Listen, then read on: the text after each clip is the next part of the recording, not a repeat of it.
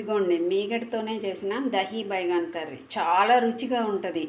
మీరు ఒకసారి తింటే వదిలిపెట్టరు. అసలు ఉట్టి కూరే స్పూన్తో ఇలా ఇలా తినేయచ్చు అనమాట, అంత బాగుంటుంది.